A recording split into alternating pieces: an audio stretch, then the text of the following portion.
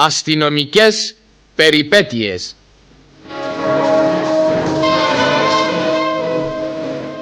Σερ Άρθουρ Κόναν Ντόιλ, μια ασυνήθιστη υπόθεση.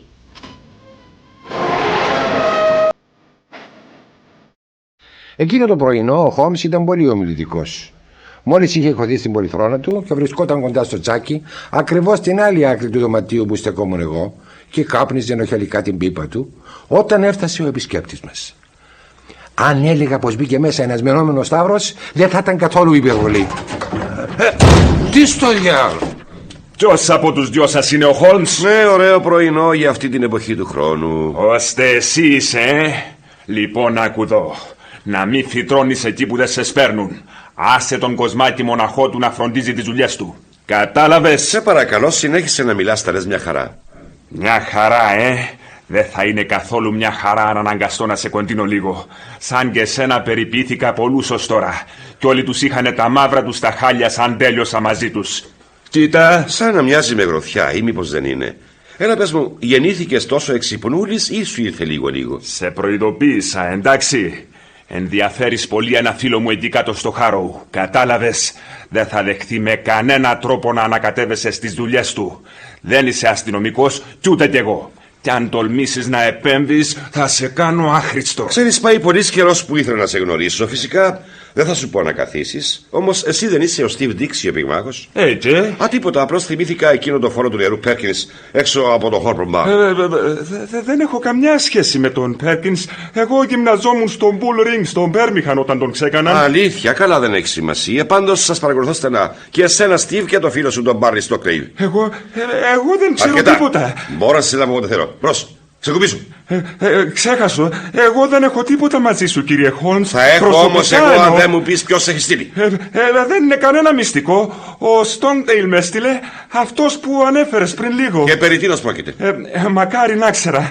Στίβ μου λέει, πήγαινε να βρεις αυτόν τον Χόλμς και πες του πως η ζωή του κινδυνεύει αν κατεβεί κάτω στο Χάροου λόγω τιμής. Αυτή είναι η αλήθεια. Αν και φαίνεται απίστευτο, εντούτοις σε πιστεύω. Και τώρα προς το δρόμο. Βέβαια, κύριε Χόλμς. Φεύγω. Καλημέρα, κύριε. Καλημέρα και στους δυο σας. Όταν σε είδα να απλώνεις το χέρι σου στο σίδερο του Τζατζού, Βάτσον, νομίζω ότι σκόπευες να του σπάσεις το χονδροκέφαλό του. Περίμενα να μου γνέψεις όμως. Στην πραγματικότητα είναι ένας άνθρωπος ακίνδυνος. Είναι ένας μειώδης, ανόητος καυχησιάρης, μεγάλος μπεμπές. Τον έκανες αλλάγη στο πέ και φύ. Αυτός ο τύπος, ο Μπάρνι Στόκτεϊλ, είναι πιο πανούργος. Ανήκουν και οι δυο στη συμμορία του Σπένσερ Τζον, που ειδικεύεται στις επιθέσεις, τους εκφοβισμούς και τα παρόμοια. Τελευταία ήταν ανακατεμένος σε ορισμένες βρωμοδουλειές που μπορεί να ξεκαθαρίσω όταν βρω καιρό. Γιατί δοκίμασαν όμως να σε εκφοβήσουν? Εξαιτίας της υπόθεσης του Χάροουιλτ. Δεν ξέρω τίποτα για αυτή, Χόμς. Ό,τι ετοιμαζόμουν να σου μιλήσω για αυτή την υπόθεση, ακριβώς πριν από εκείνη την κομική διακοπή. Άννα, ένα σημείωμα από την ενδιαφερομένη την κυρία Μέιμπερλι. Ορίστε. Ευχαριστώ. Διάβασέ το. Αγαπητέ κύριε Σέρλοκ Χόμς, μου έτυχε μια σειρά παράξενων περιστατικών που σχετίζονται με αυτό το σπίτι των τριών Γκέιμπλς, και θα εκτιμούσα πάρα πολύ τη συμβουλή σας. Θα είμαι στο σπίτι όλη μέρα αύριο. Το σπίτι βρίσκεται πολύ κοντά στο σταθμό Ουίλτ. Πιστεύω ότι ο μακαρίτης ο άντρας μου, ο Μόρτιμερ Μέιμπερλι, ήταν ένας από τους πελάτες σας. Διατελώ με θυπολήψεως Μέρι Μέιμπερλι. Οι τρεις Γκέιμπλς στο Χάροουιλτ. Δεν ήμουν καθόλου σίγουρος αν έπρεπε να πάω. Αφού όμως κάποιος βρήκε ότι άξιζε τον κόπο να με σταματήσει, τότε θα πρέπει κάτι να υπάρχει στην υπόθεση αυτή. Θέλεις να έρθεις μαζί μου? Φυσικά. Θαυμασία. Να τη στείλουμε ένα τηλεγράφημα και να ξεκινήσουμε. Θυμάμαι πολύ καλά τον άντρα σας, κυρία μου, αν και πάει πολύ καιρός από τότε που χρειαστήκατε τις υπηρεσίες μου για κάποιο ασήμαντο θέμα. Μπορεί το όνομα του γιού μου Ντάκλας να σας είναι πιο γνωστό, κύριε Χόμς. Ντάκλας Μέιμπερλι? Ο ξακουστός Ντάκλας Μέιμπερλι? Κοίτα, φίλε μου, ο Ντάκλας Μέιμπερλι. Εγώ δεν τον γνώριζα καλά, όμως τον ήξερε όλο το Λονδίνο. Τι υπέροχος άνθρωπος. Πού βρίσκεται τώρα, κυρία Μέιμπερλι? Πέθανε. Ήταν ακόλουθος στην πρεσβεία της Ρώμης. Πέθανε εκεί τον περασμένο μήνα από πνευμονία. Λυπάμαι πάρα πολύ, κυρία Μέιμπερλι. Δεν μπορεί να παραδεχθεί κανείς πως πέθανε ένας τέτοιος άνθρωπος. Δεν γνώρισα ποτέ μου άνθρωπο με τόση έντονη ζωντάνια. Πολύ έντονη, κύριε Χόμς. Αυτή ήταν και η καταστροφή του. Η καταστροφή του? Τον θυμάστε εσείς όπως ήταν, κομψός, ξένιαστος, έξοχος. Δεν έχετε γνωρίσει τον κατσούφι, δίστροπο και ευέξαπτο άνθρωπο στον οποίο μεταμορφώθηκε τελευταία. Σε ένα μόνο μήνα είδα το ευγενικό μου παιδί να μεταμορφώνεται σε ένα εξαντλημένο κοινικό άνθρωπο. Ερωτική περιπέτεια, καμιά γυναίκα? Ή φίλοι. Όμως ο λόγος που σας κάλεσα εδώ, κύριε Χόμς, δεν ήταν για να μιλήσουμε για το φτωχό μου το αγόρι. Ο δόκτωρ Βάτσον και εγώ είμαστε στη διάθεσή σου, κυρία μου. Τελευταία μου συνέβησαν μερικά περιστατικά πολύ παράξενα. Μένω σε αυτό το σπίτι περισσότερο από ένα χρόνο τώρα και επειδή ήθελα να ζω μια ήσυχη ζωή, δεν έβλεπα σχεδόν καθόλου τους γειτονές μου. Πριν 3 μέρες είχα μια επίσκεψη από κάποιον που συστήθηκε σαν κτηματομεσίτης. Είπε πως ένας πελάτης του ζητούσε ένα σπίτι ακριβώς όπως αυτό. Και αν ήθελα να το πουλήσω, τα λεφτά δεν θα ήταν καθόλου πρόβλημα. Παράξενο είδος προσέγγισης. Όπως και να έχει, ενδιαφέρθηκα για αυτά που μου είπε. Του καθόρισα μια τιμή που ήταν 500 λίρες περισσότερα από όσο τα αγόρασα. Κλείσαμε αμέσως. Αλλά πρόσθεσε πως ο πελάτης του θα ήθελε να αγοράσει και τα έπιπλα μαζί και μου ζήτησε να του πω και για αυτά μια τιμή. Πολύ παράξενη πρόταση. Μερικά από αυτά τα έπιπλα είναι από το παλιό μου σπίτι και όπως βλέπεις είναι σε πολύ καλή κατάσταση. Έτσι και εγώ ζήτησα μια πολύ αλμυρή τιμή. Συμφωνήσαμε και σε αυτή. Βλέπετε, πάντα ήταν η επιθυμία μου να ταξιδέψω και αυτή η συμφωνία ήταν τόσο καλή που φαινόταν πως επιτέλους το όνειρό μου θα γινόταν η πραγματικότης και έτσι θα ήμουν οικονομικά ανεξάρτητη στην υπόλοιπη ζωή μου. Προέκυψαν όμως μερικά προβλήματα, Χθες έφτασε εκείνος ο άνθρωπος με το συμφωνητικό. Ευτυχώς το έδειξα στον κύριο Σάτρο, τον δικηγόρο μου. Αυτός μου λέει: πολύ παράξενο είναι αυτό το έγγραφο. Το ξέρεις πως αν το υπογράψεις δεν θα μπορέσεις να βγάλεις τίποτα απολύτως από το σπίτι σου, ούτε και αυτά ακόμη τα προσωπικά σου αντικείμενα. Ήψιστε Θεέ. Τι έκανες λοιπόν, κυρία Μέιμπερλι? Να, όταν εκείνος ο άνθρωπος ξανάρθε το βράδυ, του υπέδειξα πως εννοούσα μόνο τα έπιπλα. Αυτός μου είπε: όχι, πρέπει να είναι όλα. Φυσικά εγώ επέμενα για τα ρούχα μου, τα κοσμήπατά μου. Και στο τέλος συμφώνησε να μου κάνει ορισμένες παραχωρήσεις όσον αφορά τα προσωπικά μου αντικείμενα. Επέμενε όμως ότι τίποτε δεν έπρεπε να φύγει από το σπίτι χωρίς να το ελέγξει πρώτα. Σου έδωσε καμιά δικαιολογία για αυτή την τόσο παράδοξη απέτησή του? Καμιά, εκτός από το ότι μου είπε πως παρόλο που ο πελάτης του είναι ένας πολύ φιλελεύθερος άνθρωπος, εντούτοις είχε μερικές μικροϊδιοτροπίες και του άρεσε πάντα να γίνεται αυτό που ήθελε. Αυτό είναι φανερό. Και πού καταλήξατε λοιπόν? Αρνήθηκα. Παρόλο που τα λεφτά ήταν μεγάλος πειρασμός, δεν μπορούσα να υποταχτώ σε τέτοιους όρους. Τι συμβαίνει, κύριε Χόμς, πού πάτε? Σούζαν! Άφησε με ήσυχη. Τι μας να κάνεις? Τι σημαίνει αυτό, Σούζαν? Κυρία, ερχόμουν να σας ρωτήσω, οι επισκέπτες θα έμενα για φαγητό όταν αυτός ο άνθρωπος πετάχτηκε ξαφνικά και με τραβάει μέσα, όπως βλέπεις. Την ακούω εδώ και 5 λεπτά. Αυτοί που έχουν προβλήματα με την αναπνοή τους δεν πρέπει να κρυφακούουν από τις κλειδαρότρυπες, Σούζαν. Σούζαν.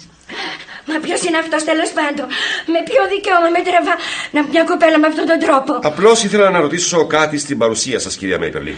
Μήπως αναφέρατε σε κανένα ότι σκοπεύατε να μου γράψετε και να με συμβουλευτείτε? Όχι, κύριε Χόμς, δεν το ανέφερα σε κανένα. Ποιος ταχυδρόμησε το γράμμα σας? Η Σούζαν. Ακριβώς. Εμπρός, Σούζαν. Πες μας τώρα σε ποιον έγραψες ή έστειλες μήνυμα λέγοντας του ότι η κυρία σου ζητούσε τη συμβουλή μου. Είναι ψέματα, δεν έστειλα κανέναν. Έλα Σούζαν, ξέρεις ότι είναι κακοί άνθρωποι αυτοί. Δεν πρόκειται να ζήσουν πολύ. Σούζαν, είσαι μια κακή γυναίκα και προδότρα. Τώρα θυμάμαι που σε είδα να μιλάς με κάποιον πίσω από το φράχτη. Αυτό ήταν δική μου δουλειά. Κι ας σου πω ότι ήταν ο Μπάρνι Στόκντειλ. Πότε μας είδες? Δεν σας λέω τίποτα. Καλά, δεν ήμουν βέβαιος, αλλά τώρα είμαι.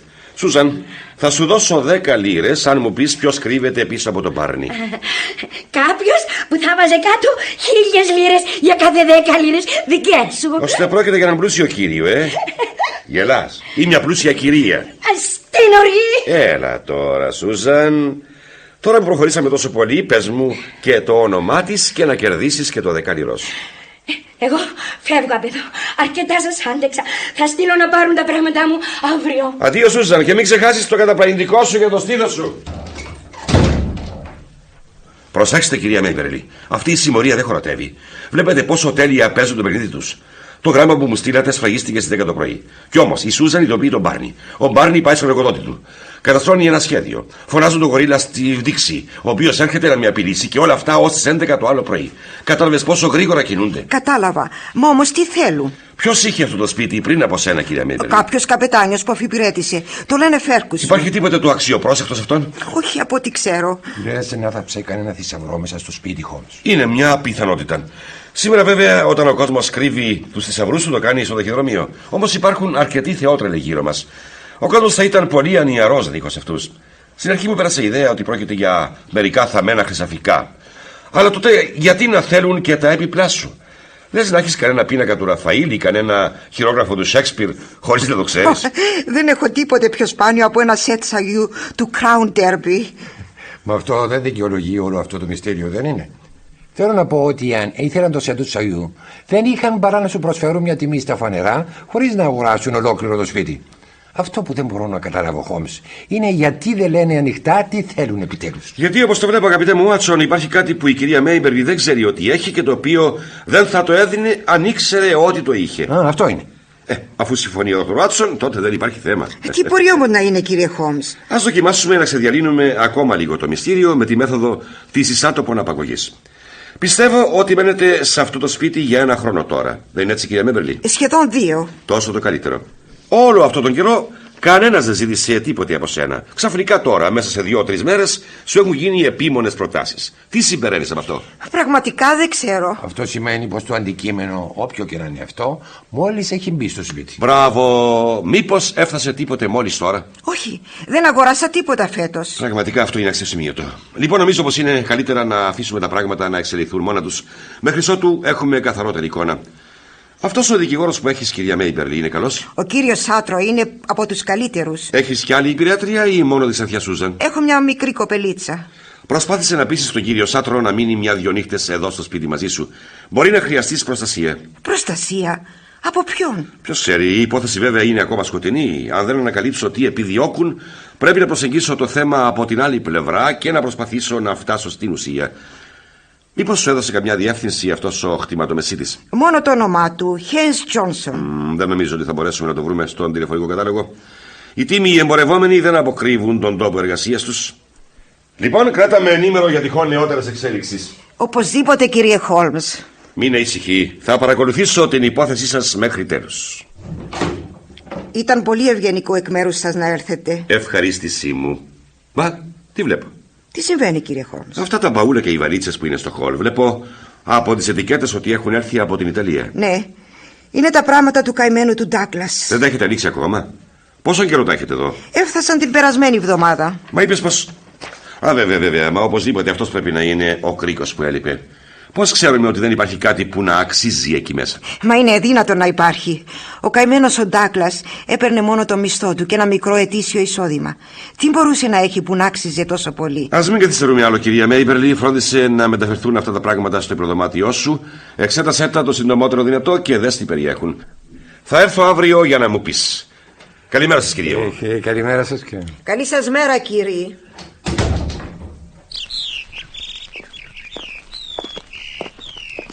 Προσοχή, Βάτσον. Τι συμβαίνει πάλι?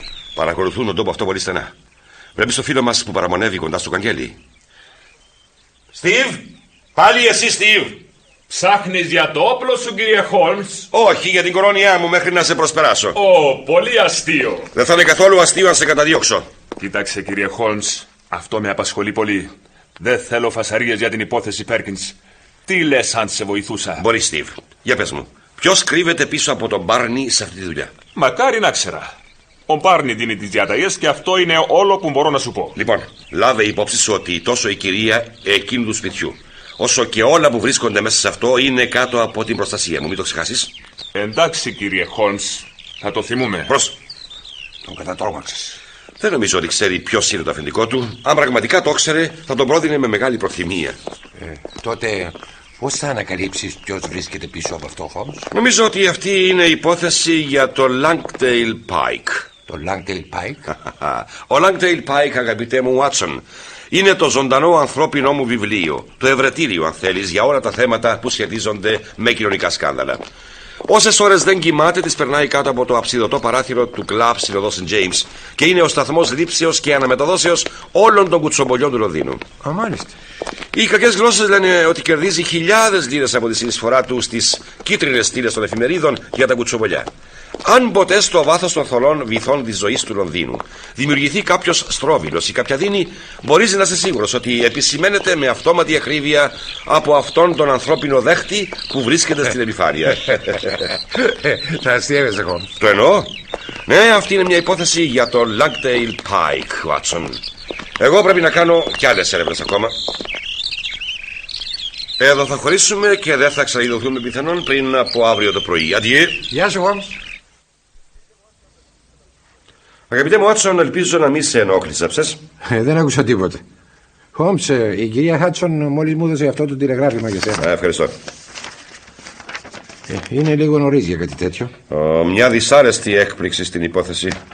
Παρακαλώ, ελάτε αμέσως. Στο σπίτι της πελατηδός μου διαρρήχθηκε ψες, το απέκλεισε η αστυνομία Σάτρο. Κοίτα, κύριε. Έτσι το δράμα αποκορυφώνεται σε κρίση πολύ πιο γρήγορα από ό,τι το περίμενα. Αυτός ο δικηγόρος της έχει αποδειχθεί αναξιόπιστος σήμερα ανάγκης. Έκανα το λάθος που δεν σου ζήτησα εσένα να μείνεις εκεί για να προσέχεις. Δεν πειράζει. Αλλά σημαίνει πως θα χρειαστεί να ξαναπάμε. Αμέσως μάλιστα. Πίσω από όλη αυτή την ιστορία κρύβεται μια μεγάλη και επικίνδυνη δύναμη. Δεν πρέπει να χάνουμε ούτε λεπτό. Για κοίτα, Χόμς. Ο παλιός μας φίλος Lestrade. Καλημέρα, κύριε επιθεωρητά. Καλημέρα, Δόκτωρ Βάτσον. Κύριε Χόλμς, λυπούμε να σε πληροφορήσω πως δεν έχεις θέση καθόλου σε αυτή την υπόθεση. Είναι μια απλή περίπτωση κοινής διάρρηξης. Ακριβώς σύμφωνα με τις δυνατότητες της καημένης της αστυνομίας. Δεν χρειάζονται οι ειδικοί. Είμαι σίγουρος ότι η υπόθεση βρίσκεται σε καλά χέρια, Lestrade. Κοινή διάρρηξη, είπες? Χωρίς αμφιβολία. Ξέρουμε ποιοι είναι και που θα τους βρούμε. Είναι η παρέα του Barney Stockdale, ο Steve Dixie και οι υπόλοιποι. Ακοβάν βόλτες εδώ τριγύρω. Αλήθεια, και τι πήραν? Τίποτα σπουδαίο. Αποκοίμησαν την κυρία με χλωροφόρμιο. Να την έρχεται. Κύριε Χόλμς.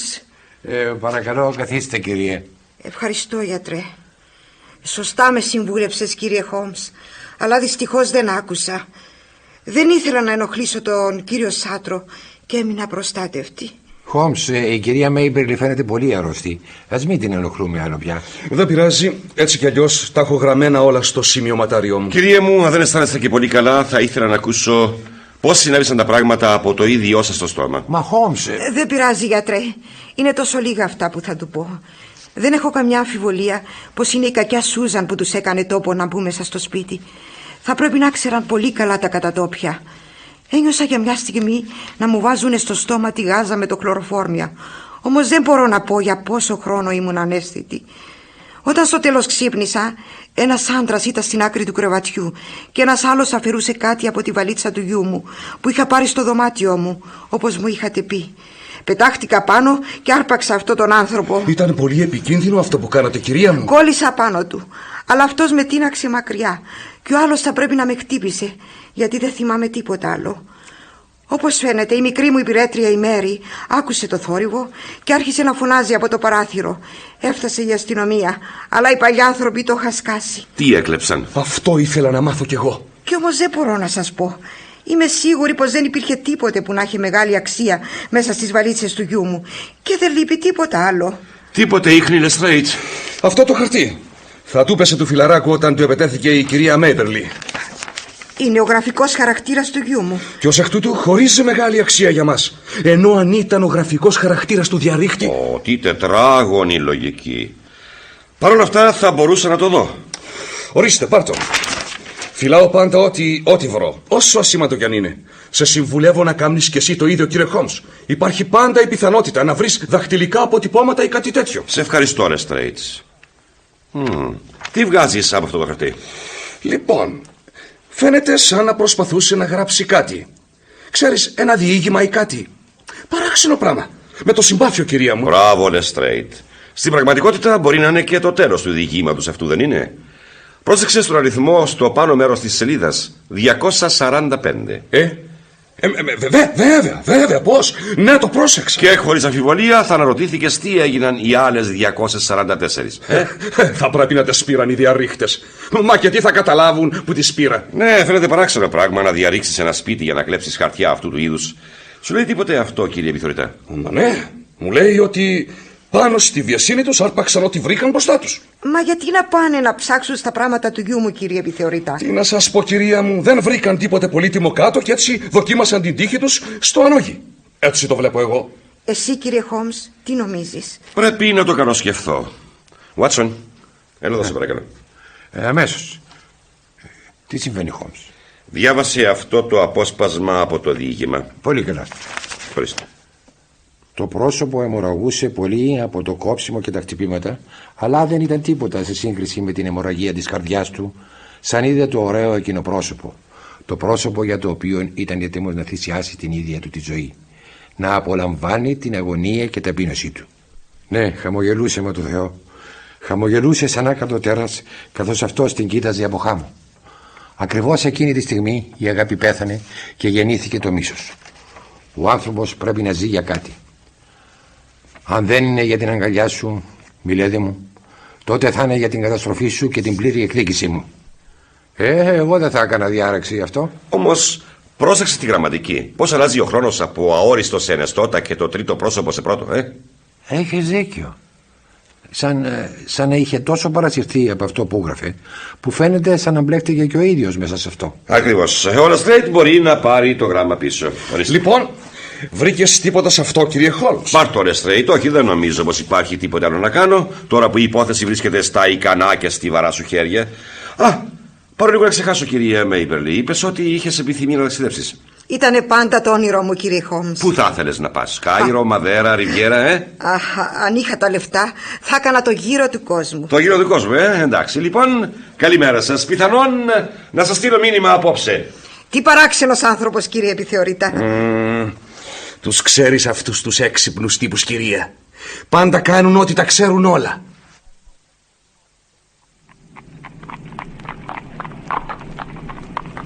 Τώρα, αγαπητέ μου Άσον, είμαστε στο τελευταίο στάδιο του μικρού μας ταξιδιού.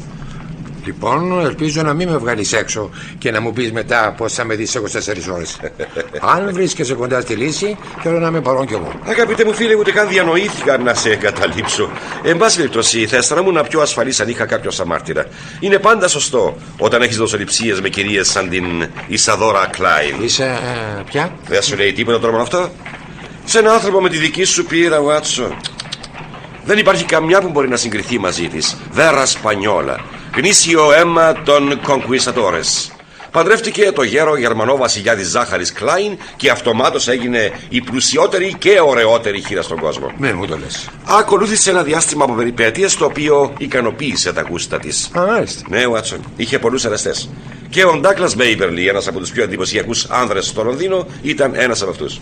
Από ό,τι έχω ακούσει για το Μέιπερλι, δεν ήταν καθόλου τύπος αν δει το σαλονιόν. Ακριβώς, ήταν δυνατός και περήφανος που τα δίνει όλα και περίμενε να τα πάρει όλα. Ο δεσμός τους δεν ήταν απλή περιπέτεια γι' αυτόν. Αυτή όμως είναι η ωραία κυρία, μα χωρίς περιεχόμενο, που διαβάζουμε στα μυθιστορήματα. Όταν ικανοποιήσει το καπρίτσιο της, γι' αυτήν η υπόθεση τέλειωσε. Κι άλλο ο εραστής της δεν συμφωνεί, ξέρει πώς να τον πείσει. Τότε ποια ήταν η ιστορία που έγραφε? Τα βάζεις όλα μαζί τώρα. Επίσης ακούω από το φίλο μου Λάκτεϊλ Πάικ, που μου έδωσε τις προηγούμενες πληροφορίες, πως η Ισαδόρα Κλάιν πρόκειται να παντρευτεί τον νεαρό δούκα του Λομόντ, που σχεδόν μπορούσε να ήταν γιος της. Η μητέρα του υψηλωτάτου μπορούσε να αγνοήσει το πρόβλημα της ηλικίας. Αν όμως ξεσπούσε ένα μεγάλο σκάνδαλο, τότε ήταν διαφορετικά τα πράγματα.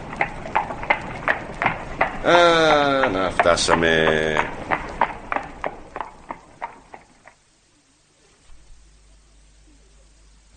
Κύριε, θα ήθελα να μάθω το σκοπό αυτής της ενόχλησης. Περιττώ να σας εξηγήσω, κυρία μου, γιατί θα υποτιμούσα την νοημοσύνη σας, αν και νομίζω ότι η νοημοσύνη σας τώρα τελευταία, όλος παραδόξως, δεν ήταν και τόσο λαμπρή. Και γιατί? Γιατί υποθέσατε πως οι πληρωμένοι μπράβοι σας θα μπορούσαν να με τρομάξουν. Θα αντιλαμβάνεστε ασφαλώς ότι κανένας δεν θα ήθελε να ακολουθήσει το δικό μου επάγγελμα αν δεν του άρεσε ο κίνδυνος. Δεν καταλαβαίνω για τι πράγμα μιλάτε. Τι σχέση έχω εγώ με τους πληρωμένους μπράβους? Φαίνεται ότι υπερτίμησα πραγματικά την εξυπνάδα σας, κυρία μου. Χαίρετε, πάμε, Βάτσον. Σταθείτε, πού πάτε? Στη Σκότλαντ Γιάρντ. Ελάτε, καθίστε, κύριε. Ας κουβεντιάσουμε το ζήτημα. Νομίζω πρέπει να φανώ ειλικρινής μαζί σας, κύριε Χόλμς.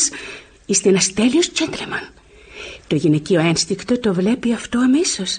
Θα σας μεταχειριστώ λοιπόν κι εγώ σαν φίλη. Δεν υπόσχομαι να ανταποκριθώ, κυρία μου. Δεν είμαι ο νόμος, αλλά όσο μου επιτρέπουν οι λίγες μου δυνάμεις, εκπροσωπώ τη δικαιοσύνη. Είμαι όμως πρόθυμος να σας ακούσω και μετά θα σας πω τι θα κάνω.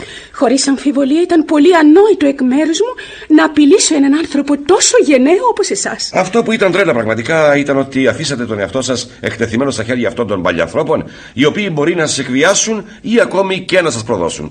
Όχι, δεν είμαι τόσο αφελής. Κανένας δεν γλιτώνει από τον Μπάρνι Στόκτεϊλ και τη Σούζαν, τη γυναίκα του. Τη Σούζαν, την υπηρέτρια της κυρίας Μέιπερλι. Ακριβώς. Κανένας εκτός από τον Στόκτεϊλ και τη Σούζαν δεν ξέρει ποιος είναι το αφεντικό τους. Είναι καλά σκυλιά που τρέχουν σιωπηλά. Τέτοιοι σκύλοι όμως, κυρία μου, αργά ή γρήγορα δαγκώνουν το χέρι που τους ταΐζει. Το ξέρεις ότι θα συλληφθούν και για τη ληστεία. Η αστυνομία τους κυνηγά. Θα υποστούν όλες τις συνέπειες χωρίς να βγάλουν λέξη. Γι' αυτό πληρώνονται. Το όνομά μου δεν θα αναμειχθεί σε αυτή την υπόθεση. Εκτός αν το αναμίξω εγώ. Κι όμως δεν θα το κάνετε. Εσείς είστε ένας gentleman και δεν θα προδώσετε το μυστικό μιας γυναίκας. Πρέπει να επιστρέψετε το κλεμμένο χειρόγραφο. Κοιτάξτε εδώ. Στο τσάκι. Είναι γεμάτο από στάχτη χαρτιών. Θέλετε να σας το επιστρέψω αυτό? Θέλετε τη στάχτη, κύριε Σέρλοκ Χόλμς? Είστε άξια της μοίρας σας, κυρία μου. Αυτή τη φορά το παρακάνατε. Πόσο σκληρός είστε. Θέλετε να σας πω όλη την ιστορία? Νομίζω ότι εγώ μπορώ να σας την πω καλύτερα. Πρέπει να τη δείτε όμως από τη δική μου την πλευρά, κύριε Χόλμς. Δέστε το με τα μάτια μιας γυναίκας που βλέπει όλα τα όνειρα της ζωής της να κινδυνεύουν να γκρεμιστούν την τελευταία στιγμή. Βρίσκεται άδικο της γυναίκας αυτής αν προστατέψει τον εαυτό της. Το πρώτο αμάρτημα ήταν δικό σας. Αυτό το παραδέχομαι. Ο Ντάγκλας ήταν αξιαγάπητο παιδί. Δεν τέριασε όμως με τα σχέδιά μου. Ήθελε γάμο. Να παντρευτώ εγώ, κύριε Χόλμς, με έναν απένταρο λαουτζίκο? Όχι. Αυτός όμως επέμενε. Επειδή του έδωσα, νόμιζε πως μόνο σε αυτόν έπρεπε να δίνω και σε κανέναν άλλον. Ήταν ανυπόφορο.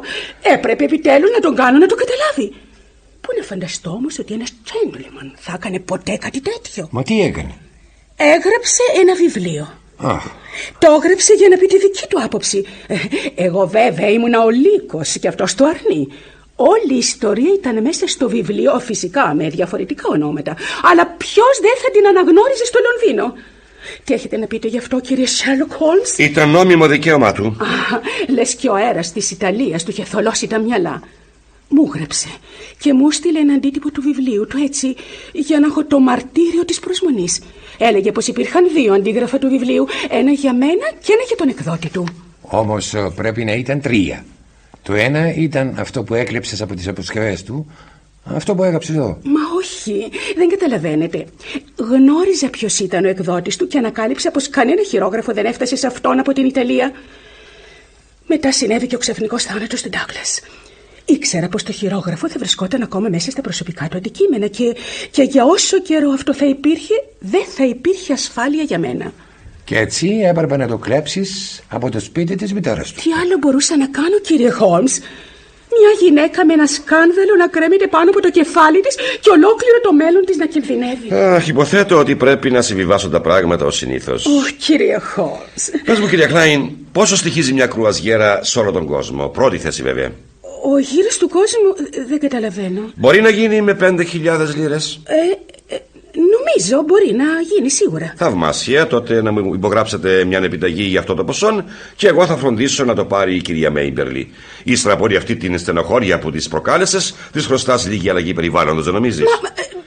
Έλα τώρα, ράγισε στην καρδιά του γιού της. Ο Θεός ξέρει πόσο λυπήθηκα γι' αυτό. Πολύ καλά, θα την πληρώσω. Και κάτι άλλο, κυρία μου. Ναι. Να προσέχεις. Να προσέχεις. Ακόμη και μια γυναίκα τόσο όμορφη όπως εσείς δεν μπορεί να παίζει συνεχώς με τη φωτιά δίχως να κάψει τα λεπτά της τα χεράκια.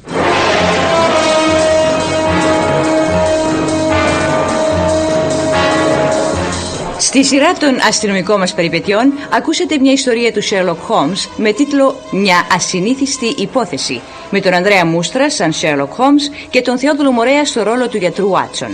Πήραν επίσης μέρος οι καλλιτέχνες Ανδρέας Νικολής, Steve Dixie, Γιαννούλα Φραγκοφίνου, Mary Maperly, Γεωργία Σνέλ, Susan, Λέανδρος Παναγιωτίδης επιθεωρητής Λεστρέιτ και μάχη Σιράκο Καζαμία Ισατόρα Κλάιν. Ρύθμιση ήχου Φίβου Γεωργιάδη. Κείμενο Σερ Άρθουρ Κόναν Ντόιλ. Μετάφραση Δημήτρη Μάνη. Η ραδιοσκηνοθεσία ήταν του Μίκη Νικίτα.